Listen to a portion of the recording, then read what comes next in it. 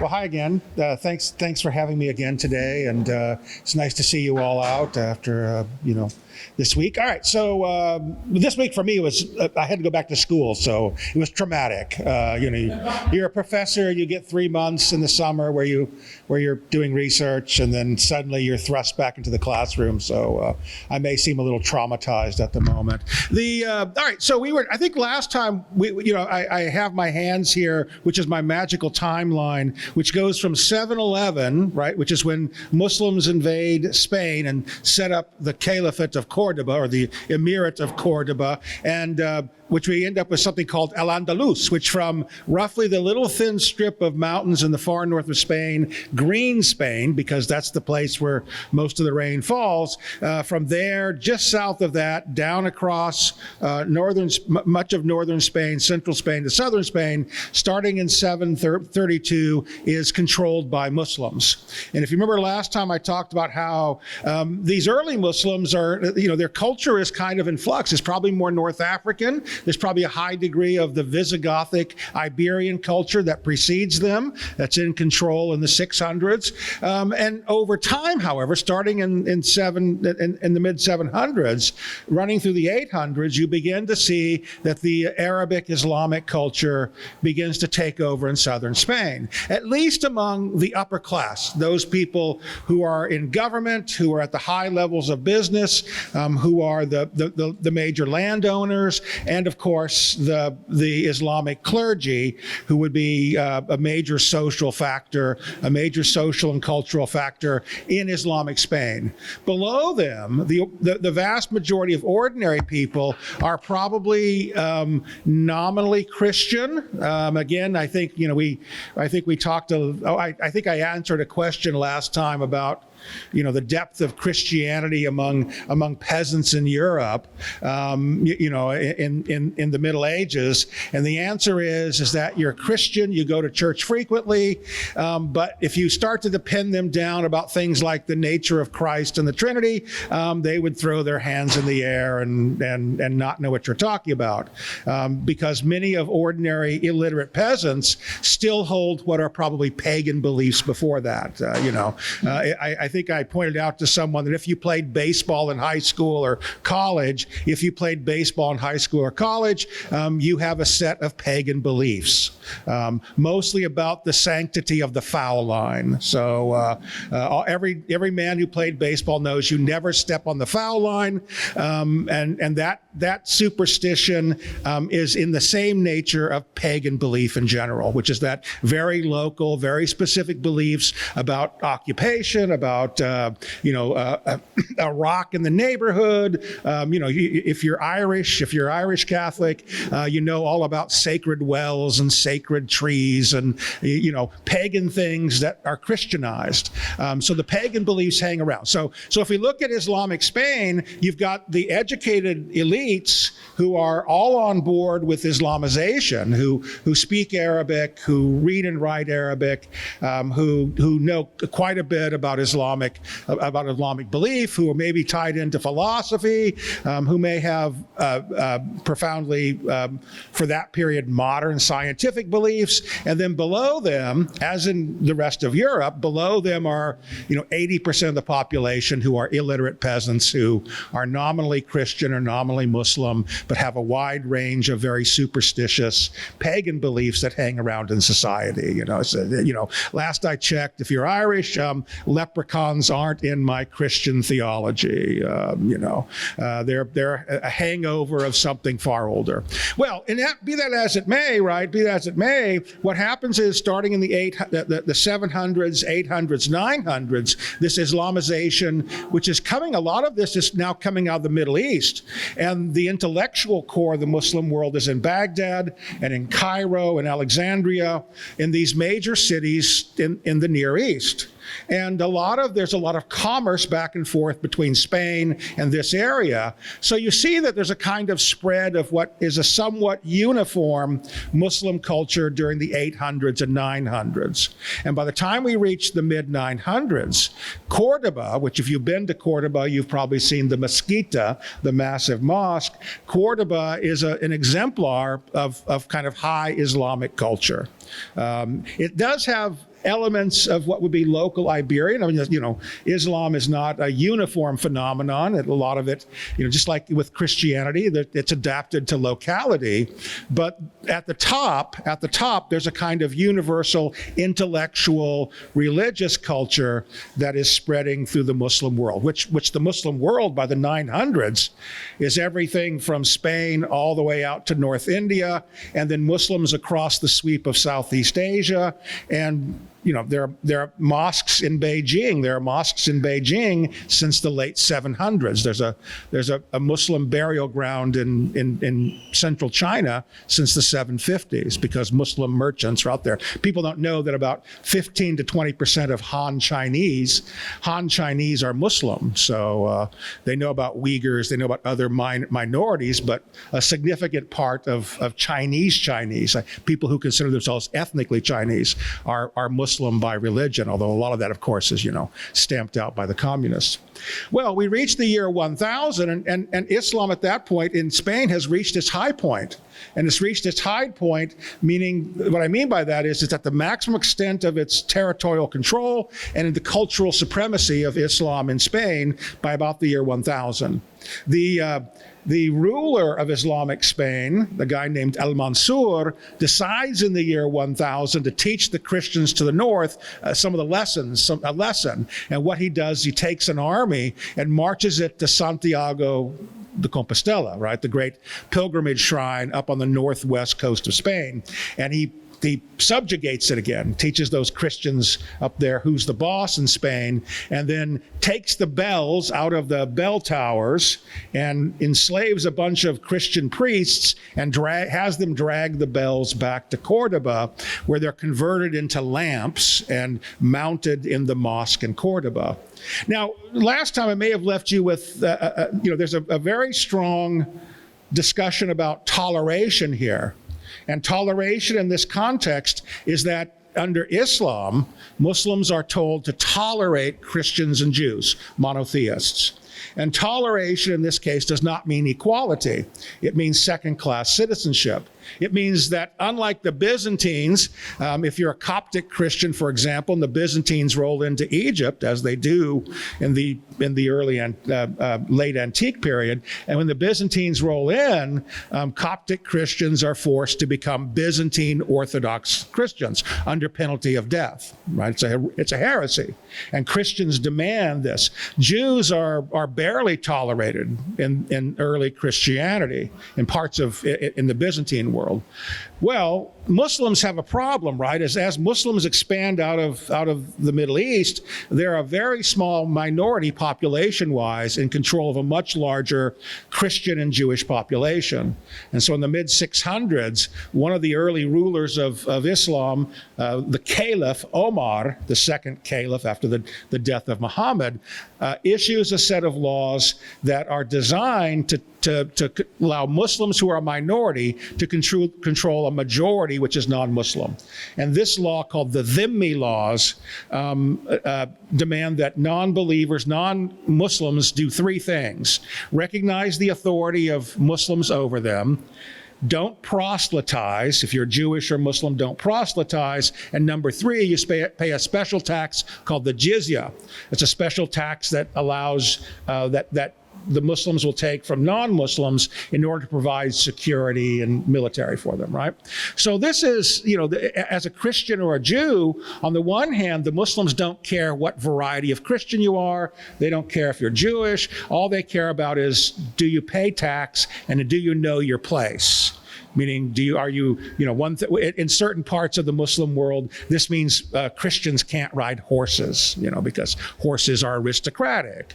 In Spain, however, because the number of Christians is so large, Spain is famous for having a great deal of leeway with regard to the behavior of Christians.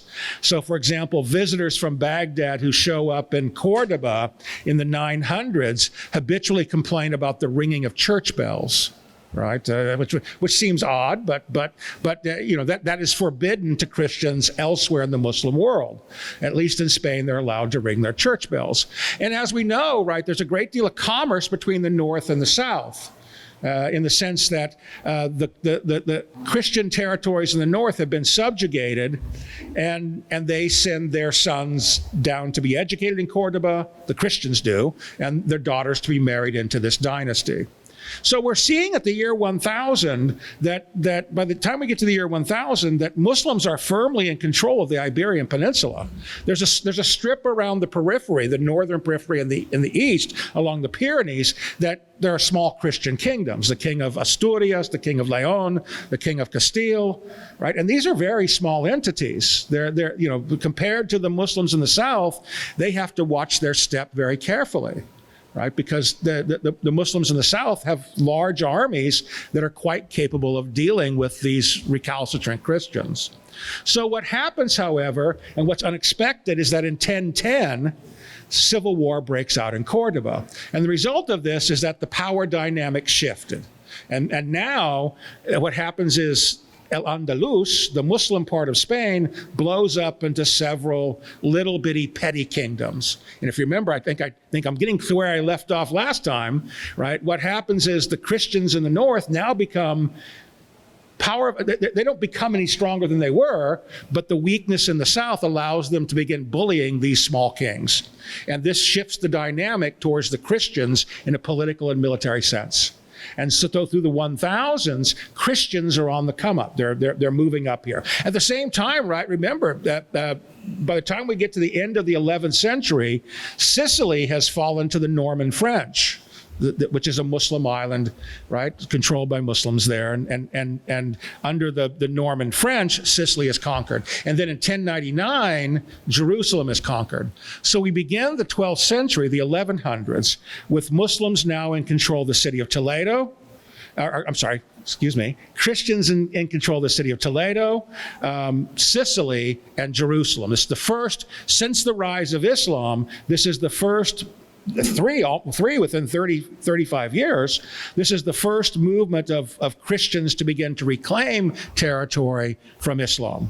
So this is one of the major turning points in the Middle Ages, and it's a major turning point in Spain. And we begin to see put into action something that the Spanish historically called the Reconquista, the reconquering of Spain, right? The Christians now are going to take Spain back. In truth, that term is problematic. Many modern historians, for whatever reasons, don't like it. I think it's an accurate description, but the problem with it is that it's politics as usual. If you read Machiavelli, you know how politics are played, which is that you have a Christian kingdom here, a Christian kingdom here, and a Muslim kingdom here. Sometimes this guy will ally with the person who doesn't share his religion against the person who does. And this is playing out in Spain all the time. Cross-religious alliances. I think I mentioned last time that Christian knights, who are the most terrifying warriors on the medieval battlefield, are in high demand in Muslim territory. And so Muslim kings will hire Christians to sometimes ride with them against fellow Muslims. And sometimes Christian kings will hire Muslims to ride against them, against fellow Christians. So when we talk about the Reconquista, we're talking about, in general, a kind of movement during periods of which some Christian kings, Saint Ferdinand III, who truly believes this as his mission to reconquer parts of Islamic Spain. And other times you find kings who are, I need some help to take care of Pedro next door, and are willing to hire Muslims to do this. And so this is the world we enter into. And by the time we get to the year 1100, the Christians are in control of roughly Toledo northwards, and a chunk along the Pyrenees that includes Barcelona down south. And the rest is in the hands of several smaller Muslim kings. And at that point, these small Muslim kings call for help from North Africa. My big brother's going to show up and show you who's boss. They call in some radical Muslims called the Almohads, who are, Almohad means they're believers in a very strict monotheistic view. For example, in the modern world, the Saudis are like the Almohads, the Wahhabis. The Saudis have an incredibly strict belief in monotheism. When the Saudis take over Mecca, in Mecca, the tombs of all the followers of Muhammad are in a cemetery in Mecca, and many Muslims throughout the history of Islam, many Muslims will show up and leave offerings at these tombs. So if you're a woman who has trouble conceiving, then you find the tomb of Aisha and you leave an offering there, right? And that is for the Saudis, that's a form of idolatry. That takes away from the centrality of God. They're very strict on things like that. So of course, when the Saudis take over in the 20s, by the 30s, they've bulldozed those graves, because those graves, much of the history of Mecca exists. There are buildings that exist in Mecca, up until the 1920s that are over 1,000 years old and are flattened by the Saudis because they're detracting from the worship of God alone. So very strict monotheistic belief. So when the Almohads show up, when they arrive in the late 1090s, the first thing they do is they suppress all the petty kingdoms. They unify Spain, and they turn themselves towards Toledo, because Toledo was the first major conquest by Christians, and it's only by a hair's breadth in 1106 that Toledo survives the onslaught of the Almohads. I think I recommended this book by my advisor at Yale, a woman named Maria Rosa Minacal, wrote a book called The Ornament of the World, which is a book, if you're interested in this topic, I recommend to you very highly. And she points out that the Almohads who show up come straight out of the Sahara. They're the tough men of the desert. And what happens in Spain, if you've been to Spain, Spanish life is pretty nice.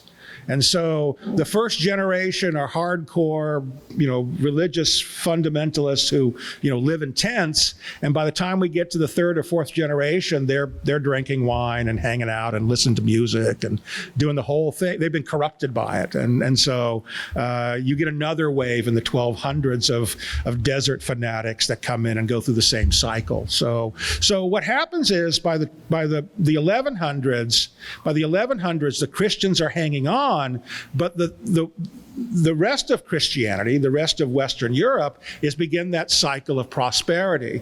There's an economic revolution in France, in Germany, in England, Italy, that begins in the 1100s. There's an intellectual revolution. Charles Homer Haskins, American historian, has identified this as, quote, the Renaissance of the 12th century, where the contact with Islam does two things to Western European Christianity. One is it enables this incredible economic boom, because Christian merchants, right, by 1250, there's old Marco Polo heading off to China, right? So that's the fruit of this economic boom in the 1100s. The second part is there's a great intellectual flowering. Now, that intellectual flowering is mostly among monks and nuns and priests. It's mostly among the clergy, except in Italy, where because of it, the Italians are the first, real Christian merchants. Jews and Muslims are the merchants of the Middle Ages, and the Italians get in on that in the 1100s. And so in Italy, there's rising intellectual activity that is not associated with the church.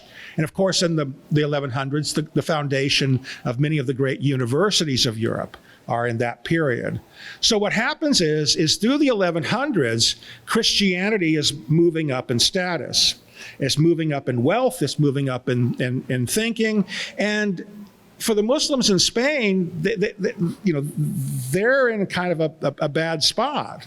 On the one hand, they've gone through this period of division and civil war, and now they're effectively being ruled by outsiders, not once but twice. First the Almohads and then the Almoravids. There's two separate groups of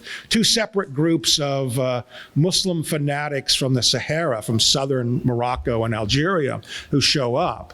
And in both cases, they're strong enough and unified enough. First in the early 1090s, and then in the 1160s is the next appearance of the Almoravids. And for the Christians in the north, they're able to hold on. And as the South gets weaker, the Christians get stronger for a variety of reasons, right? We mentioned toleration. I talked a second ago about toleration, and the toleration that Muslims extend to Christians and Jews, now Christians are extending to Jews and Muslims, in the sense that there are large parts of Spain where you have a Christian king who has significant Muslim population or Jewish population. And for the Muslims, they're allowed to practice their, it's exactly the flip side of the dhimmi for Christians. This is one of the things that we talk about when we talk about Spain is different, the toleration of Spain. If you look at the rest of Western Europe, there are very tiny pockets of Jews who live in places like Paris or Cologne and parts of Germany. And these Jews are only tolerated because of their economic function. Right? They serve as merchants and they serve as money lenders and bankers. They are a group of people who are exempt from the rules that apply to Christians. And the big rule that Christians follow is the rule against usury. Jesus gets mad a few times in the Bible, and one of which is against money lenders, money changers, right?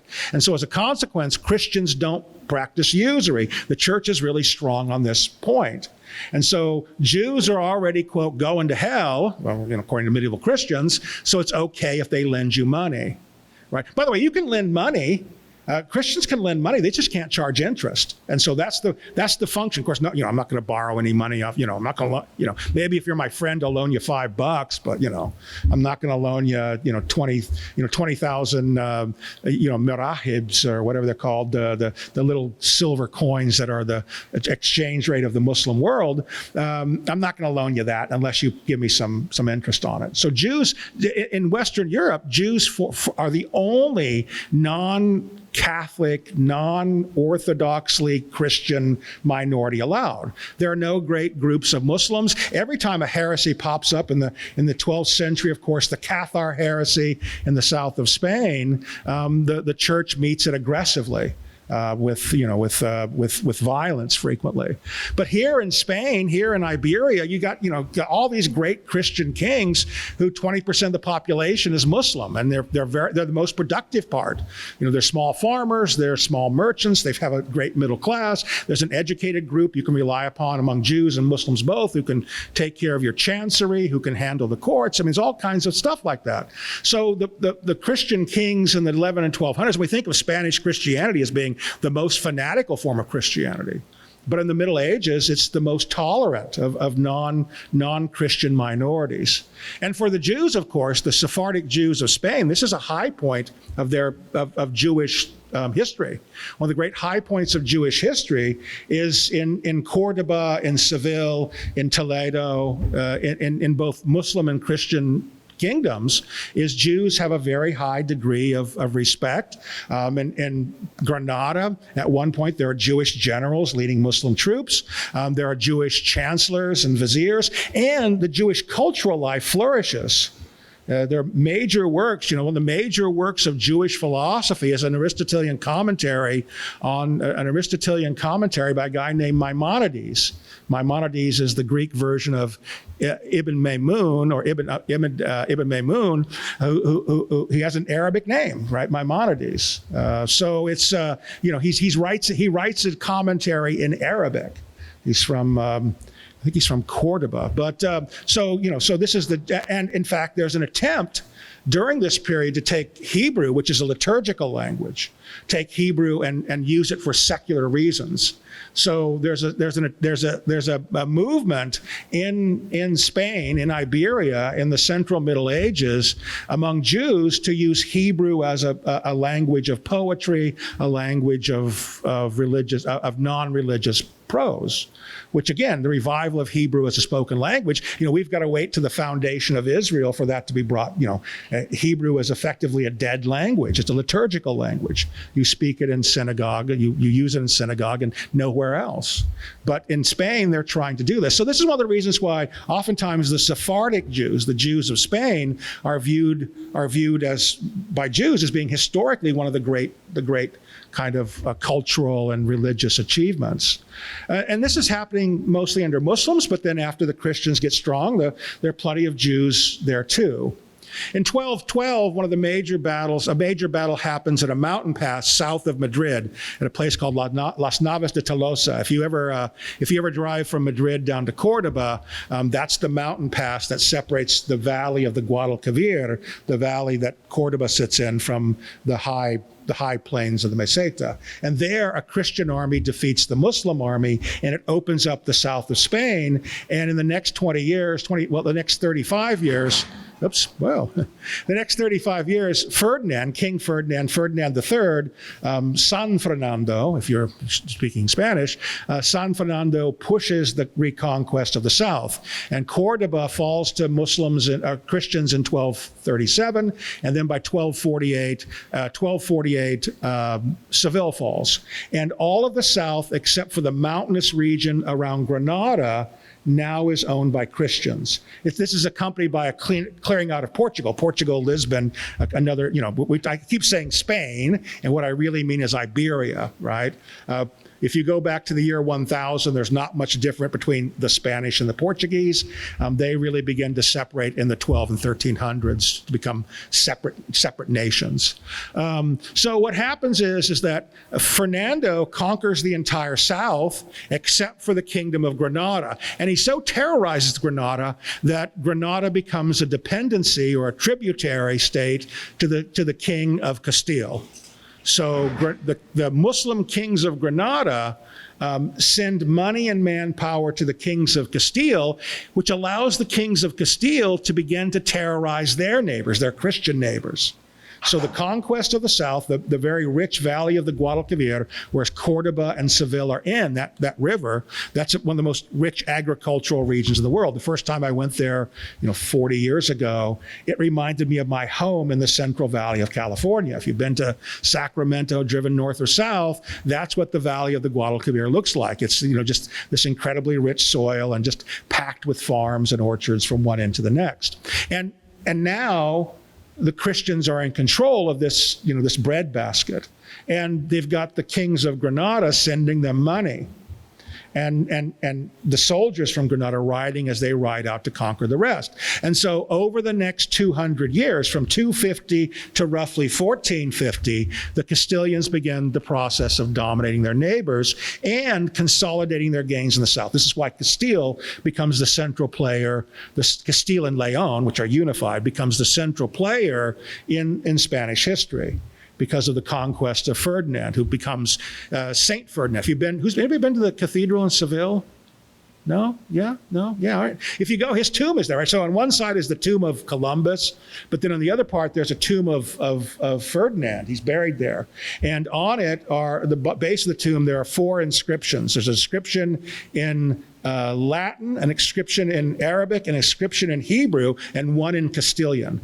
So those are the 4 languages of the Kingdom of Castile, are Hebrew, Arabic, Castilian, and Latin. In fact, the Castilians begin to stop fairly early. The Castilians begin to stop using Latin as a language, like a court language, and start using Castilian as their language for courts and documents and all kinds of things. It's very fascinating. The rest of Europe is still using Latin for their legal documents, but the Castilians start off for a while in Toledo using Arabic a lot. They use Arabic, and then sometime around 1300, they just switch straight to Castilian because they feel so confident in themselves, the Castilian confidence. And so throughout the late 1200s, there's a consolidation. One of the things that happens in Spain is that all of this territory that's conquered, all the territory that's conquered in this by Ferdinand in the Reconquista is parceled out. It's all handed out to his followers. And the chief lords, the great dukes, they're getting 100, 200,000, 300,000 acre parcels at a time. Like literally the major dukes and counts, the major aristocracy, in Spanish we would call them the grandees. The grandees are incredibly rich. They have as much territory as some of the kings in Europe do.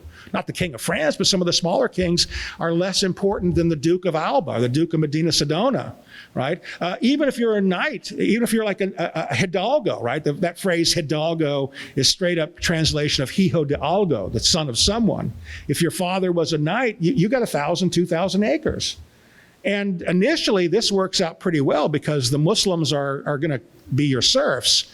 But over time, a lot of the Muslims will leave and head off to Granada rather than endure life under these Christian kings or Christian rulers. And there is a missionary effort. There's a missionary effort to convert these people to Catholicism. But the toleration is such that you can practice your own religion.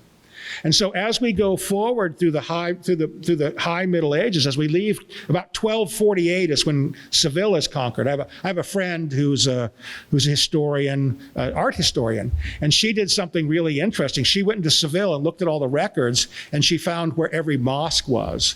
And then who owned the mosque after the Spanish came in, the Castilians came in. And she found that a lot of the mosques were converted to churches, but a lot of them just became like a storehouse or somebody's house or whatever. And a lot of them are still standing. If you've been to Seville, there's a lot of very old buildings in Seville. But the other thing about Seville is Cordoba falls into kind of decay after the Civil War. It's a city, but it's never as important as it had been in the 900s. And Seville becomes the major city in the south of Spain as a result of this. And when that happens, as we go forward, a series of Spanish kings, Castilian kings, will make Seville their main city. If you've been to Toledo, you've been to Seville, you understand why. Especially in the winter, it's cold and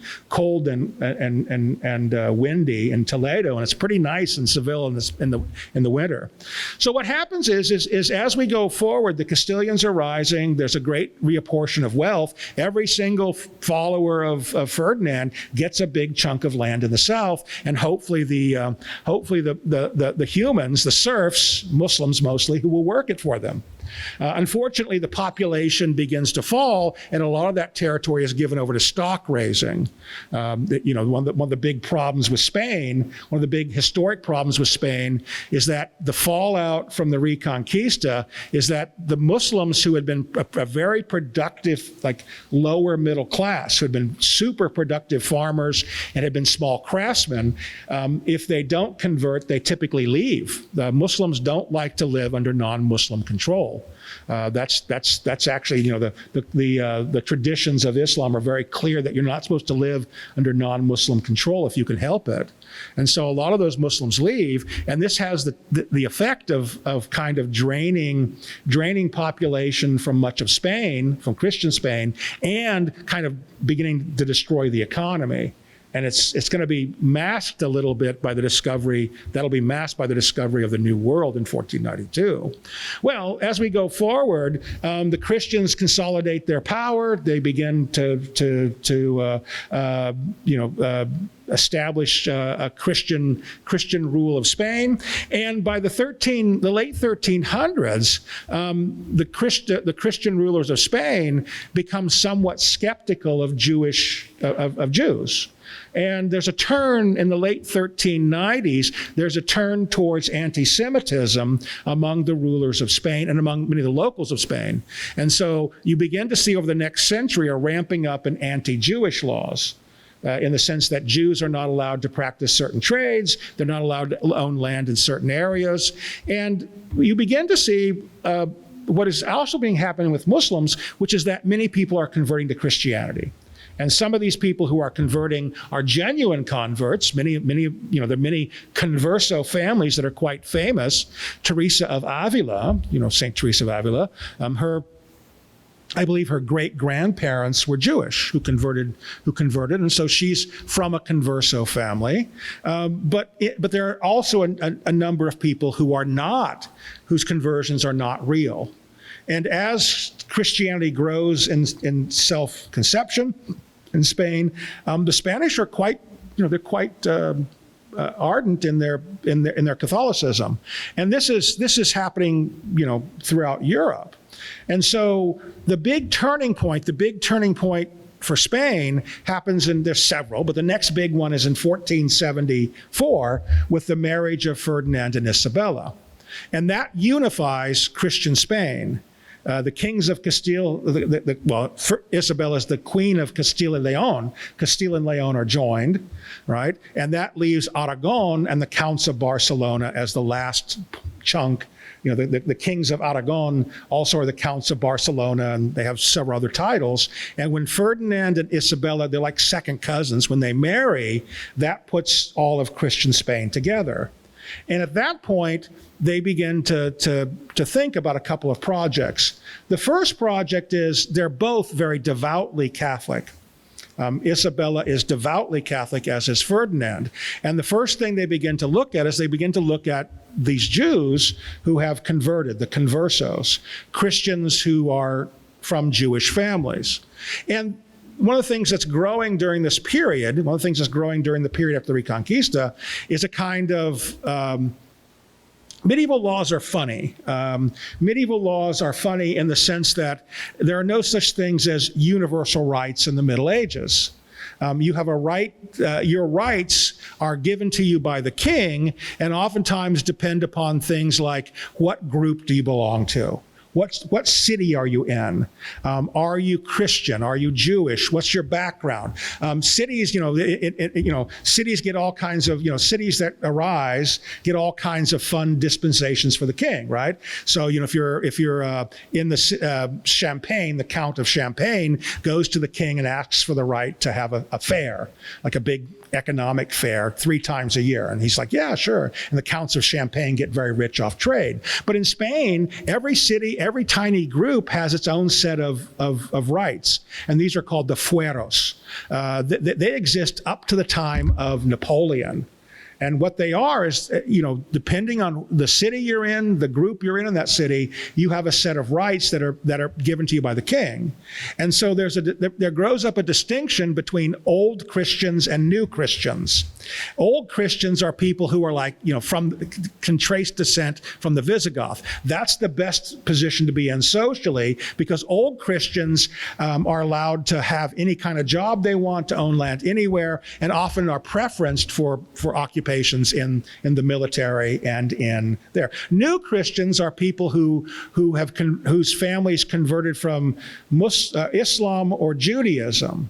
And so new Christians may have some restrictions, and they're under scrutiny because they want to make sure your conversion is correct.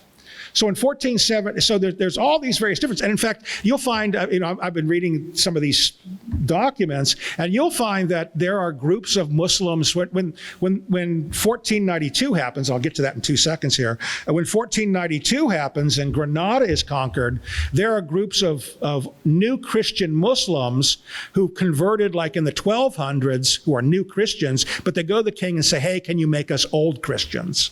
Right? And the king says, yeah, you guys are old Christians, right? So it's, so now literally you can petition the king to change your status. And so there's all these various groups all around Spain. There's there's still plenty of Muslims left. There are, various Jewish groups. In some cities, their status is okay. In other cities, they're being, pushed down. There are groups of new Christians here, old Christians there, and even among the Muslims, there are different degrees of, different things. It's whatever you can convince the king to give you. That's what your rights are. And so what happens in 1492 is Ferdinand and Isabella, they put together Christian Spain, and the first thing they do is they want to make sure, because they're ardent Catholics, they want to make sure that these conversions are correct.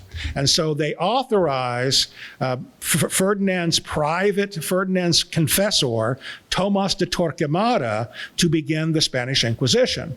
Right, and that's what a crazy topic that is. The Spanish Inquisition starts in 1476, I believe, if I remember correctly, and goes to 1810, and then stops for a while, and eventually ends like in 1837. I have a friend who wrote a paper about physicians in Spain in the 1820s, doctors in Spain complaining about the Inquisition, protesting the Inquisition. But the Inquisition is mostly focused on religious conformity, focused on making sure that if you're Christian, you really are Christian, and rooting out heresy. And the Inquisition, has a very bad reputation. The two best books on the Inquisition, one is written by Ben Zion Netanyahu, the father of the Prime Minister of Israel, Benjamin Netanyahu, Ben Zion Netanyahu, and the other is by an English historian of Spain named Henry Kamen. And both of those are really good correctives to the image of the Inquisition as being kind of mindlessly brutal. A lot of Protestants, and I say this proudly as a Protestant, a lot of Protestants, build a legend around the Inquisition. English Protestants in particular, during the time of the Spanish Armada, are really down on the Inquisition. And the Inquisition has really good records. It's actually run in a very efficient way by Dominicans, and probably ends up putting to death about 20,000 people over the 350 years of its existence. Most of them in the first 25 years. After that, the Inquisition kind of sputters along for a while. But the Inquisition the records of the Inquisition are really good. The Inquisition exonerates about 90-some-odd% of the people it investigates. It actually punishes people who makes false accusations, which are quite common. But in general, it's going to look for three things it looks for. One is the crime of Judaizing, meaning you have converted in 1492. Let me come back to the Inquisition. I've got to end a story here. 1492 is the pivotal year in Spain, right? It's the most important year in Spanish history, and we'll come back to the Inquisition. So give me a second to go on a necessary digression here. Let me see what time it is. The 1492 is the most important year in Spain for three reasons. The first is, starting in 1482, Ferdinand and Isabella decide to conquer the Kingdom of Granada, the only non-Christian polity. The Muslim kingdom in the south of Spain is a tributary to the Castilian kings, but they decide once they've unified Spain that they don't need it to be Muslim anymore. So they start in 1482, and over the next decade, it's a very difficult fight. It's highly mountainous, it's very populated, it's heavily fortified, and the Spanish just have a heck of a time conquering Granada. And they finally do in late 1491. The side effect of this, the Spanish army becomes the most modern, the most potent army in Europe. And for the next 100 and some odd years, the Spanish will never lose a battle. They finally, at a place called Rocroi, the French beat them. But the Spanish army is just really modernized by the fight against Granada. They go heavily towards gunpowder. There's a bunch of stuff that happens. Well, finally, in late 1491, they've laid siege to Granada, and in January 2nd, 1492, the capitulations of Santa Fe are signed, and what they are, the Surrender of Granada. And in it, the deal is that all the Muslims can practice their religion. Ferdinand and Isabella will be the king and queen of Granada. And the king of Granada, Boabdil, Muhammad XIII, nicknamed Boabdil, he becomes a Spanish duke. So you have a Spanish duke who's a Muslim in 1492, right? So they ride on January 2nd, they ride into Granada. They go up the hill to the Alhambra, that great Muslim palace, and Isabella is dressed like a Muslim Muslim lady. She's wearing the clothes of a Muslim lady, and they become the rulers of Granada. Finally, they've unified Spain under Christian control. So that happens in January 2nd, 1492. In March of 1492, here comes old Columbus, blah, blah, blah, blah, blah, right? And Columbus heads on down to the Alhambra, and now they'll give him money. Before this, they're busy. Literally, Isabella takes a vow at one point. Isabella takes a vow not to bathe until Granada is conquered. So, you can only imagine, right? So, so she's, so literally, like, when you read about what Ferdinand and Isabella like, they are devoutly religious people. And this is not just partly it's like power politics, but it's also, they're really intent on converting people, bringing that in for Christianity. So, Columbus shows up in late March, and he gets the money to head off on his voyage of exploration. But before that, on February 2nd of 1492, Ferdinand decides to expel the Jews. We've unified Spain. The era of toleration is over, and so out the Jews go. You convert or you get out. And this has been building up for the last century or so. It really starts in the 1390s. I mentioned this turn from Christian Spain's towards anti-Semitism, that the Jews should not be tolerated because we're a Catholic nation. In fact, Spain is actually in some respects the first modern nation state. Modern nation states with unified borders, unified cultures, an attempt to impose a unified language and a unified religion. Someone like Louis XIV, when he expels the Huguenots, is like, this is a modern nation. Modern nations, everybody has the same religion, which, that's why America's so weird, right? No state religion. So they expel the Jews, and this is a huge disaster. It's a huge disaster, number one, because, as I said, the Sephardic Jews, the Jews of Spain, are this really accomplished, wealthy, very learned group of people. And it's a disaster because they've been in Spain since the time of, Christ. Now, the Jews have been in Spain since, the first century or before. Wherever the Romans go, that's where they're Jews. And so there have been Jews in Spain forever. And they've prospered, and they've done, they've been an integral part of the development of Iberia through the Middle Ages. And now they have to get out. And they're told to leave on August 2nd, 1492. They've got 6 months to get their goods in order. They can only take with them what they can carry. And so there's a big fire sale throughout Spain of property, of land. And oftentimes their cousins, it's a complex world. Many of your cousins are Christians now if you're Jewish. And many Christians have intermarried with these families that, Uncle Joseph is still Jewish, And so a lot of that, there's property transfer in that way. But it's a terrible thing. And the Jews leave on August 2nd. Of course, Columbus is sailing out of Cadiz on that day too. Columbus leaves on that day. In fact, he goes to Cadiz, which is the port on the west coast of Spain, and he gets there, and he can't find a crew. And if we know the quality of the sailors he gets is pretty bad, one ship burns, the other mutinies. And that's because the best crews, the best sailors are making big money ferrying Jews to North Africa or to Turkey or to the Ottoman Empire. And so that's what's going on. So what happens is all this takes place in 1492, and the discovery of the New World is like the last event, but there's two events that are probably equally monumental: the conquest of Granada, which sets in motion everything else, and then the expulsion of the Jews. What's his name? Suleiman the Magnificent, the great Ottoman Sultan, says, what kind of man is Ferdinand? Meaning, what kind of knucklehead is Ferdinand? It's actually Selim the Grim. That's the emperor. The Ottoman emperor says, Sultan says, what kind of man is Ferdinand? What kind of idiot is Ferdinand that he would so impoverish his kingdom while so enriching mine? And the Sephardic Jews settle on the island of Rhodes and all throughout, the Balkans, and they're there. Many Sephardic communities are there to the present day. But what happens is that in this world, the Inquisition has a lot of people. Yeah, I've got 10 minutes. Thank you. And that's it's like having my own, like being a NASCAR driver and having somebody, 2 more laps. It's like, yeah. So thank you. The Inquisition has a lot of people there who are Judaizing. It's like, I'm a Catholic, right? Oh, then you go home and you're like, oh, will you eat? We have some ham with me? You've been to Spain, right? If you've been to Spain, ham is like every meal. It's like, I was a Fulbright scholar and went on this hike with a bunch of Spanish Fulbright alumni.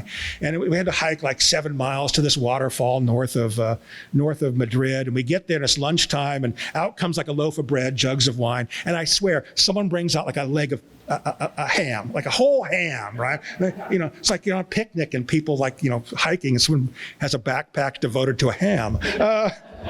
And ham occupies this place because to some extent, number one, pigs are really tasty, ham is really good, but also it's a religious test. It's a religious test of belief, and so Muslims and Jews don't eat pork. If you're lighting candles on Friday night, that's suspicious. If you're, there's a bunch of things that are suspicious. One of which is, kind of bad for the Spanish is that if you bury your dead so quickly, because Muslims and Jews have to get that body in the ground as quickly as possible. There's a great book by a scholar named Carlos Eyre called From Madrid to Heaven, and it opens with Isabella. She dies, I think, in 1512. And Isabella, she dies in August, and for 6 weeks her body is taken around Spain so people can pray over it. And of course, the whole thing smells of decay, and it's just terrible. But the point being is, how do you show that Isabella is not like from Jewish family? Is you just leave her body lying around for a while. Jews and Muslims bathe regularly. People in the Middle Ages bathe pretty frequently, like once a week or so. But Jews and Muslims bathe a little more frequently. And so bathing is kind of a sign of this. For Spanish, the big one for the Spanish going forward is that if you get involved in business, that's Jewish behavior. So many hidalgos, many of the kind of knights, the category of the military class, the sons of someone. My father was a knight. I'm not going to go into business. And so as a consequence, you've got this real kind of, in the central part of Spain, you've got this real disincentive to be involved in some money-making scheme because money-making is seen as a Jewish behavior. And this is what we talk about, like the purity of blood laws, the limpieza de sangre, the purity of blood laws, where I'm old Christian. Old Christian becomes a big deal. And so the way you prove it is you're poor. That's Don Quixote. Don Quixote is an old Christian. He's broke. That's the whole point of it. He's living in the past, the heroic past. But he has this and so this is what's going on in Spain. This is why the middle class doesn't develop in Spain. In the rest of Europe, in France and Germany and England, the lower military class, the knights, are marrying the merchants. That's how the knights hang on to their wealth and property. Is you have your son, the future Sir so and so, marry the daughter of the guy who owns the brewery. And that becomes the gentry class in Europe. The transition from the medieval to the modern in Europe is the marriage of the knights with the merchants. But in Spain, that doesn't happen.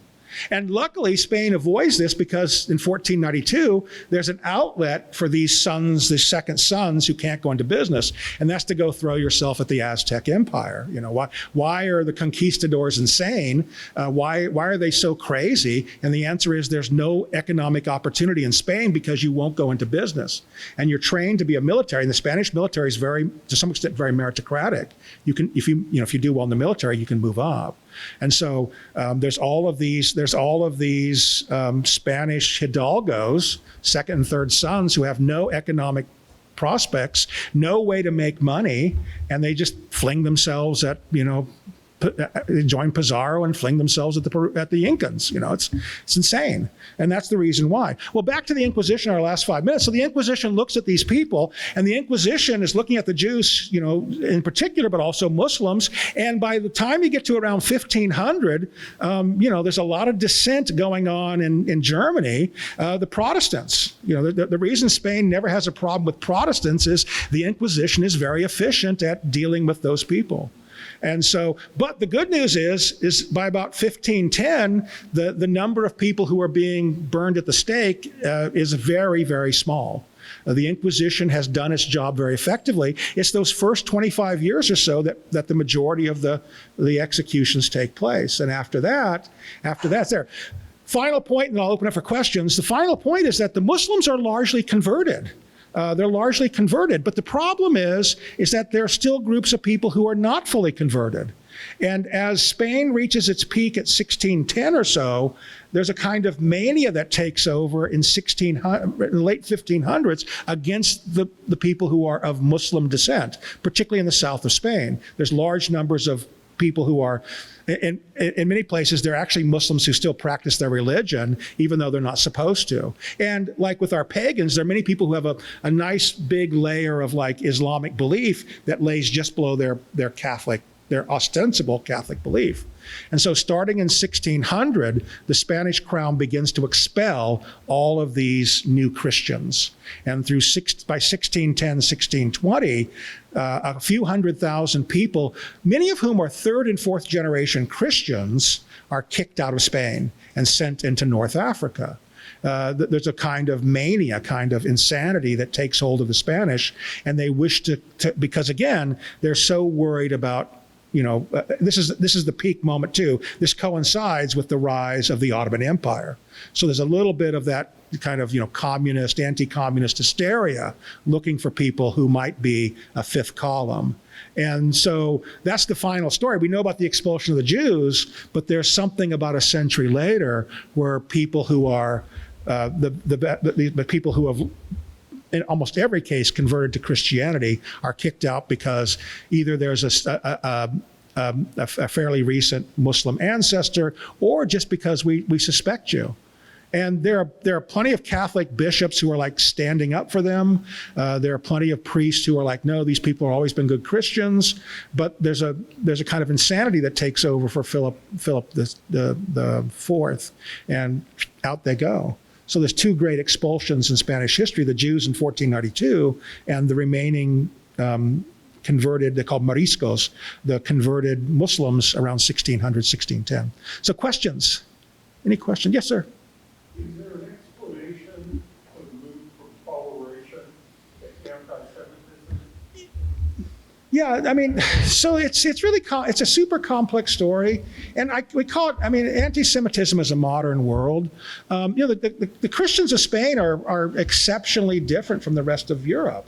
It's weird because by the time it's the Spanish Christians in the 16th century who are like pushing Christianity to the far part of the world. I mean, like every maniacal Jesuit, missionary, every maniacal, literally, this is like the Spanish Christians are maniacally devoted to Christ. And for whatever reason, I think you can start to see in the 14th century, and it probably coincides with things like reading and that, like a rise in secular literacy, that in general, as people get better educated, the differences between Christians and Jews, you would think it would be the other way. You would think it would be uneducated people who'd be the most prejudiced. But in fact, it's frequently people, as you become more educated, you know the differences between Christians and Jews. You read scripture, you read other stuff, and there's John Chrysostom and all these people talking about the perfidy of Jews. And so I think that to my mind, there's a couple of very important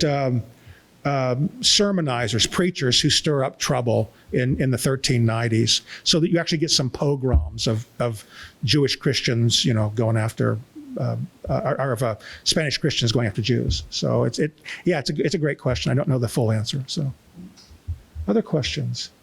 Yes, ma'am.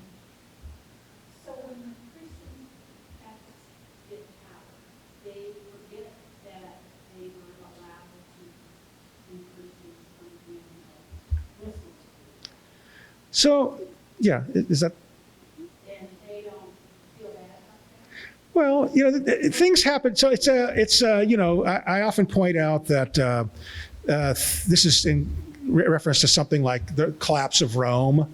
Like in the 300s, Rome is in the middle of a major collapse, and there are people saying, we're still Rome, right?